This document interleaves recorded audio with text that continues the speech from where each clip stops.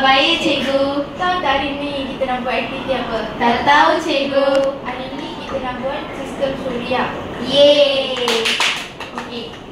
Ini adalah matahari. Matahari. Ini adalah utarik. Utarik. Ini adalah zuhra. Zuhra.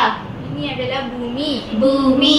Ini adalah mustari. Mustari. Ini adalah marik. Marik. Ini adalah zuhal. Zuhal. Ini adalah Uranus. Uranus. Ini adalah Neptun. Neptun. Okey. Adik-adik, nak tahu tak apa maksud ni semua? Nak, cikgu. Okey. Matahari ialah bintang yang paling dekat dengan bumi dan memberi cahaya dan haba untuk kita. Faham, cikgu. Matahari ini sangat panas. Ya, pandai Tinsha. Utarik, cikgu. Utarik ialah planet yang paling dekat dengan matahari dan kecil dan berbatu. Faham, cikgu. Ya, Cikgu, pandai. ini Zuhra, cikgu. Ya, Zuhra ialah planet kedua paling dekat dengan matahari dan sangat panas kerana Okey, Bumi ialah planet ketiga dari matahari dan bumi mempunyai laut, gunung dan hutan. Okey, cikgu. Faham, cikgu. Hidup dalam mana? Bumi kan, cikgu? Ya, semua hidup dekat bumi. Okey, cikgu.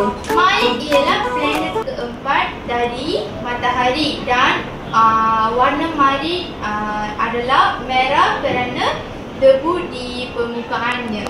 Faham, cikgu. Faham, cikgu. Faham, cikgu. Okey. Cikgu, itu Mustari kan? Ya, Saya suka Mustari. Zuhal, cikgu. Okey.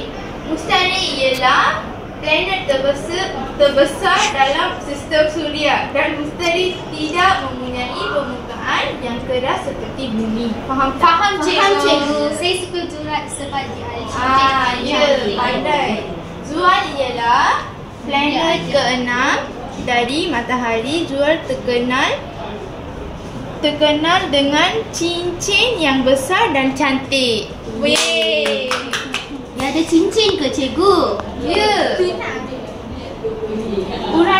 Uranus ialah planet ketujuh dari matahari dan Uranus berwarna biru kehijauan kerana gas metana. Faham, cikgu. Pandai.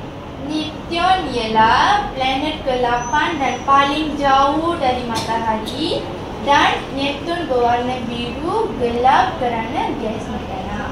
Faham, cikgu.